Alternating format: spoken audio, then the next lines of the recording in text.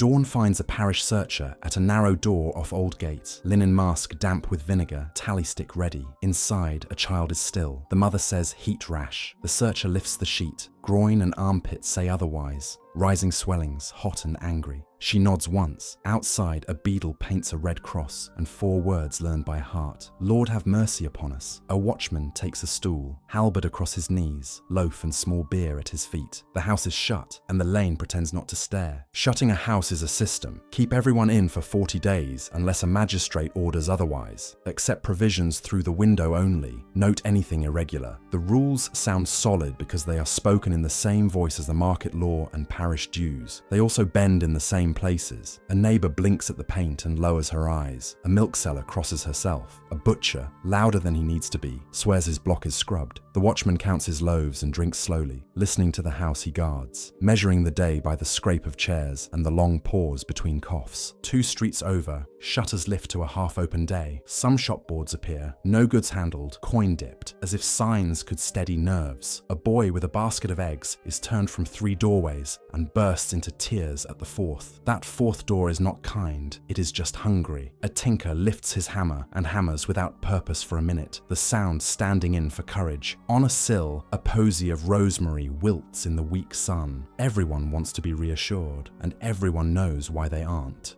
At the parish church, the clerk copies names from searchers' slips into the register that will feed the next Bills of Mortality. Parish, cause, day. In plague months, the causes collapse into one word, written a dozen ways. A runner carries yesterday's tallies to the livery hall, where clerks will total ward by ward and send the sums to the printers by afternoon. The Lord Mayor's orders go out again, cried by beadles at corners. No plays, no bear baiting, no feasts. Taverns to close early. Mark the infected houses. Sweep the lanes. Dogs and cats off the streets. Night soil to the usual men. Dumped only where allowed. It sounds like cleanliness, but it is mostly crowd control. A way to make fear feel like rule. A constable reads with his back to a wall so he can feel the stone when the crowd mutters. Leadenhall limps open. Poulterers slap their hands and swear their birds are fresh. Fishwives pass with baskets from Billingsgate, faces turned away from coughs. Haggling is quieter. Coins pass through vinegar bowls. A few wrists show charms tied with red thread.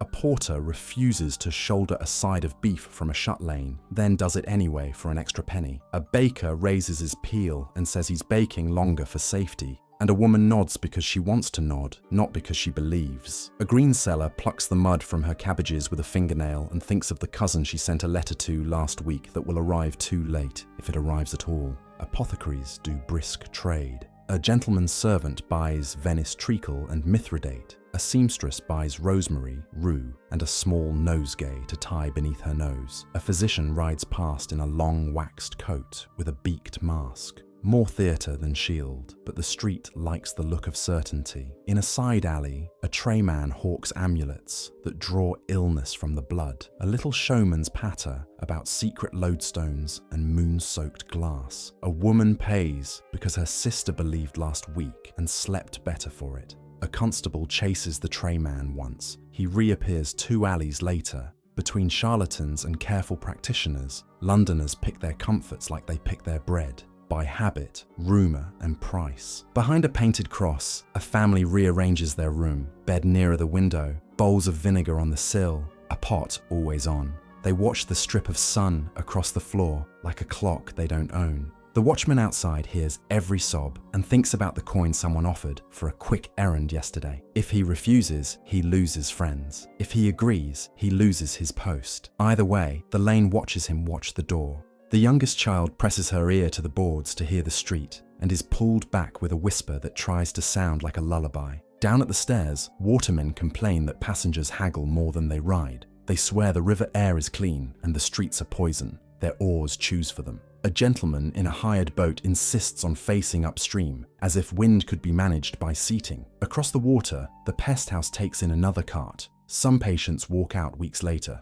many don't. A matron chalks a name on a board and ties a silk ribbon around the wrist of a woman who cannot keep water down. The ribbon is for hope, not record. A nursekeeper pats the woman's shoulder with a hand that smells of lavender and lye. On the roads out of town, carts creak toward villages with bundles that smell of camphor and fear. Country inns pretended to ban travellers from plague-stricken London to look safe and law-abiding, but in reality, they still served those same Londoners if they paid. In the yard, a yeoman tells his cousin that if the city empties much more, the countryside will be full of lies and half-truths. The cousin nods and asks whether lies catch. Heat draws smell from wood, wool, and rushes. A bellman's cry cuts through it. Bring out your dead. The cart follows. A plank box, iron-rimmed wheels, a man with a hook and a cloth tied over his face. At some doors, nothing moves. At others, hands pass out a wrapped shape quickly and shut again. The cartman chalks a private tally on the side, where only he will see it. In one court, a woman asks for a prayer and gets a nod. There is no breath to spare for words. Tonight, he will tip this load into a trench beyond the walls, where the sexton keeps count until counting fails. He tells himself the lime is a mercy. He tells himself he is wrong and keeps walking.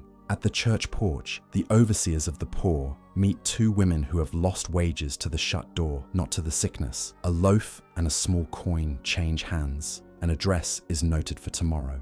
A boy brings a black and white dog by the collar, crying. Someone told him dogs spread the plague. Someone else told him killing dogs angers God. The beadle shrugs. Orders have already culled many animals, and the rats do not care what the city means by policy. A girl hides a cat under her apron and promises it will not go out. The cat blinks as if the promise were its own. Work does not stop. It ducks its head and carries on. A cooper shaves a hoop, humming through his teeth. In St. Paul's churchyard, a printer sets type for sermons that argue pestilence as scourge and pestilence as providence. Same text, different thunder. The stationers fuss over licenses. A broadsheet about household rules is allowed. A bawdy ballad is not. A young curate writes a burial entry with a steady hand, then puts down the quill to wipe his eyes. He is not crying for the entry he wrote. He is crying for the one he has not yet been asked to write. In a garret, a clerk tries to copy deeds with a bandaged hand. Ink mixes with salve on his cuff. He blots twice and whispers that parchment is more patient than people.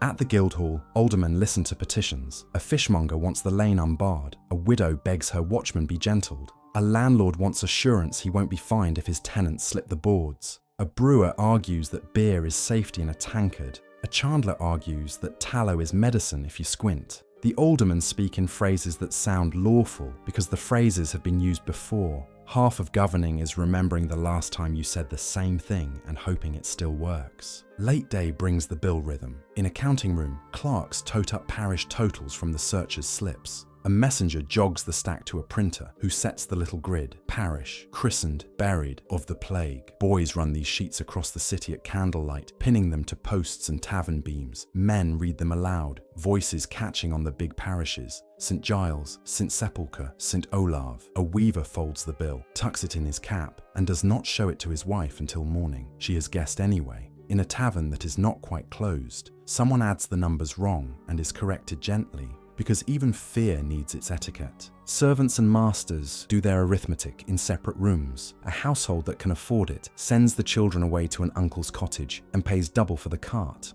A smaller house argues in whispers whether to dismiss the maid who coughed at noon. If she stays and is sick, they all are. If she goes, she has nowhere to go. They are not cruel, they are counting rent. In another street, a master slips out at dusk with a trunk and leaves the key with the neighbour, promising a letter. The neighbour hangs the key by the hearth and says nothing. As shutters close, the church wardens make their rounds with a small purse for shut-up houses, and such as are visited. Some charity is loud, some is a sack left at a door at dusk. A widow feeds broth through a window to the next house with a ladle that never comes inside. A man who has always been careful with coins leaves one on a sill and walks away quickly, ashamed of how small it looks in the last light. After sunset, the cart goes again. The driver knows the route by feel now, left past the locked playhouse, down to the fields where trenches lie under pale lime. The sexton and two men lower the day and mutter a short verse they are too tired to finish. They tread lime like snow and turn their faces from the sting. A nightman, used to foul work, scrapes his boots on the curb and says nothing at all. On the walk back, nobody speaks. A fox stands at the hedge and watches, untroubled by doctrine. The stars are cold and numerous and of no use. Near midnight, a small procession passes. Alderman, clerk, 2 beadles. They check that crosses are fresh, that watchmen are awake, that no tavern keeps a sly door open, that no fiddler plays where people might forget themselves. They are not brave, they are responsible. Authority is a plank across dark water. You cross it by habit. A minister sits with a family behind a boarded window and prays softly until the child sleeps. In another parish, a minister bolts his own door and prays from there. Both will be judged harshly by someone who wasn't there. A woman who has never been inside a church except on Sundays whispers her own prayer to the shutter and lets it be enough. Silence is a mercy, and even London grants it sometimes. Somewhere a midwife rinses her hands in vinegar and thanks God for an easy birth. Somewhere a cat slips under a door and makes someone feel better for a minute. The moon gives the city a kind face it doesn't deserve. A printer's forms cool on stone. A gravedigger's boots dry by a hearth that isn't his. A waterman pulls his boat into a shadow and sleeps with a hand still closed around the handle of his oar. Not every hour is plague. Apprentices finish a joint stool. A scribe copies a lease because leases outlive fever. A sailor dreams of clear air and wakes to a closed room and the taste of smoke. A girl remembers a fair she once attended and tells the story to her little brother as if it were scheduled for tomorrow. But plague makes every hour feel counted and watched. The day you have just seen is ordinary by 1665 standards. That is the most disturbing detail. London will live through this year. The next will bring fire that cleans by accident what law could not by design. The bills will thin, trenches will grass over, the city will swear to keep clean lanes, to move water and waste the right way, to trust air and light. Some of that will stick, much will not. What will endure is the machine. Parish clerks and beadles, orders cried and ignored, carts that keep their route whether people curse them or bless them. Printers who set the little grid without thinking, searchers who do not get to choose what they see. At first light, the beadle shoulders his staff, the searcher checks her ink, the watchman sets his stool. Hearths catch, kettles hiss, a baker bangs his peel, and the bellman clears his throat. A clerk unlocks a coffer for the fresh printed bills. A boy crosses himself before he knocks on the next door. Inside, a man answers too quickly and says everyone is well. He is wrong. The searcher steps in anyway, because that is the work. Another cross goes up. Another loaf changes hands. Another cartwheel turns a quarter. The river keeps taking its slow bite from the bank, and London, disturbed but moving, begins again.